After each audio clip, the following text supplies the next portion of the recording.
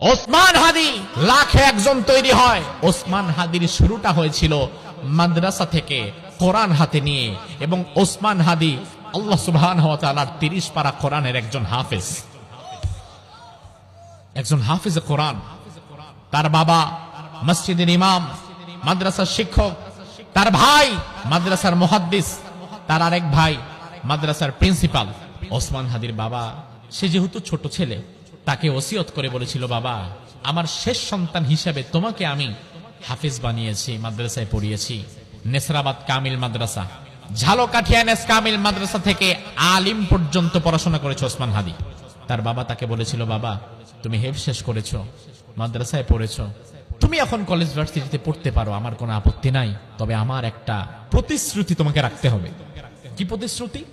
আমার প্রতিশ্রুতি হচ্ছে, জীবনে যেখানেই যাও না কেন, যে জায়গায় পড়াশোনা করো না কেন, সব সময় তুমি হকের পক্ষে থাকবা, ইনসাফের পক্ষে থাকবা, ন্যায়ের পক্ষে থাকবা, অন্যায়ের কাছে কোনোদিন মাথা নত করে দিবা না।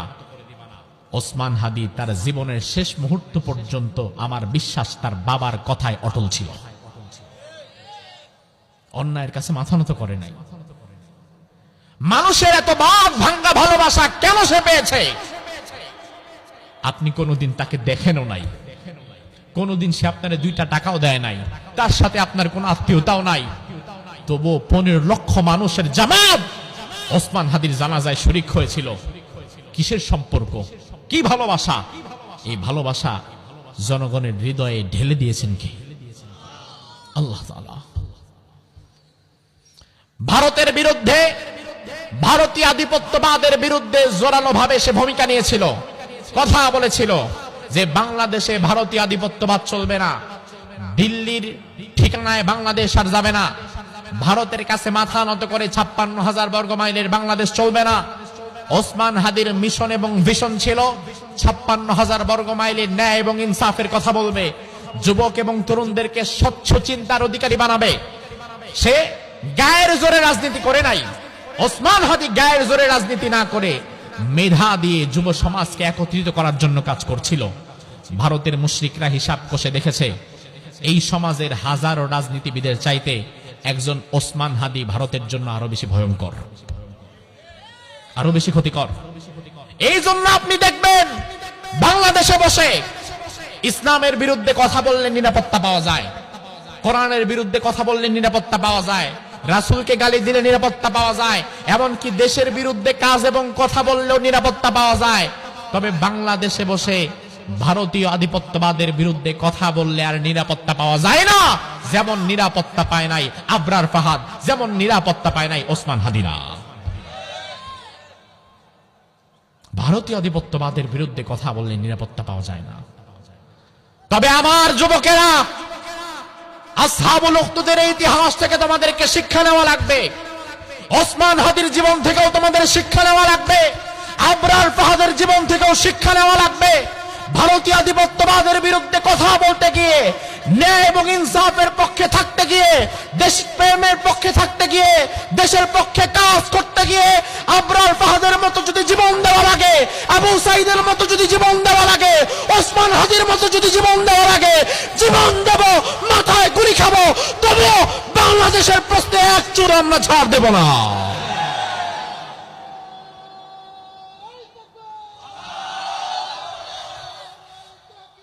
হায়াত মওতের মালিক কে?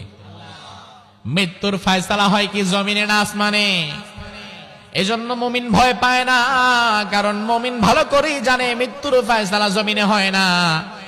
ওসমান হাদির একাধিক বক্তব্য আমরা শুনেছি। এই যুবকের কত সাহস! সে বারবার তার বক্তব্যে স্পষ্ট ভাষায় বলেছে, ওসমান হাদি বারবার তার বক্তব্যে বলেছে, আমি মৃত্যুকে ভয় করি না, সত্যের পথে থাকবো, ইনসাফের পথে থাকবো, ন্যায়ের পথে থাকবো। এতে যদি মরা লাগে মরে যাব। মৃত্যুর ফয়সালা জমিনে হয় না, হয় আসমানে। তবে আমার মৃত্যুটা ঘরে বসে শুয়ে এমন অবস্থায় হোক, এটা আমি চাই না। আমার মৃত্যুটা যেন শাহাদাতের মৃত্যু হয়, সেটাই আমি চাই। আল্লাহ তাআলা এই বান্দার মুখের প্রতিটি কথাই যেন কবুল করে নিয়েছে। আপনি দেখবেন তার ভিডিওগুলো সামনে আসলে সে যা বলেছে আল্লাহ তাআলা যেন ওই কথাগুলোই কবুল করে নিয়েছে। আমরা মনে করি শাহাদাতের মৃত্যু কত না কঠিন।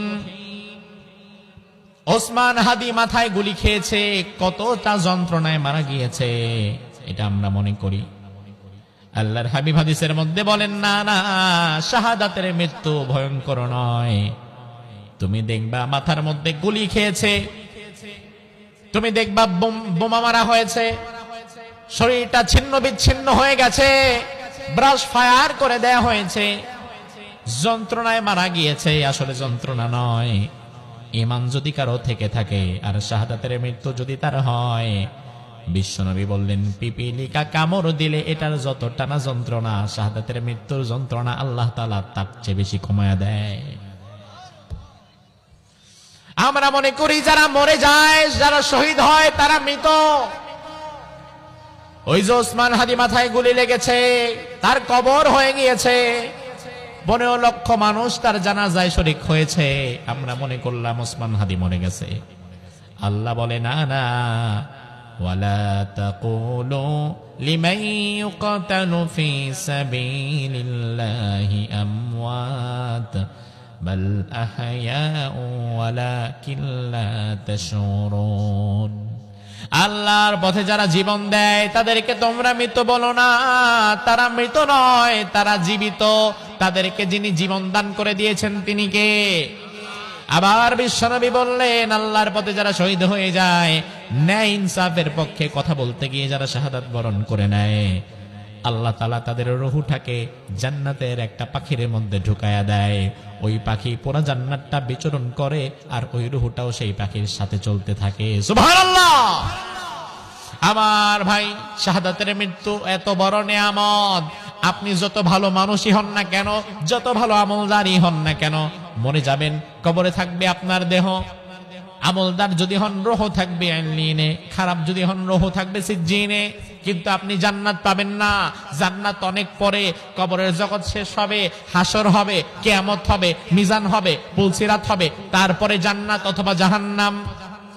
কিন্তু আল্লাহর কোন বান্দা যদি শাহাদাত বরণ করে নেয়, বিশ্বনবী বললেন শাহাদাত হচ্ছে এমন একটা সেতুর নাম, যে সেতুর এই পাশে দুনিয়া, ওই পারে হচ্ছে সরাসরি আল্লাহর জান্নাত আল্লাহ বানিয়ে দিয়েছে। মৃত্যুর সাথে সাথে শহীদকে আল্লাহ তাআলা জান্নাতের মধ্যে দিয়ে দেয়।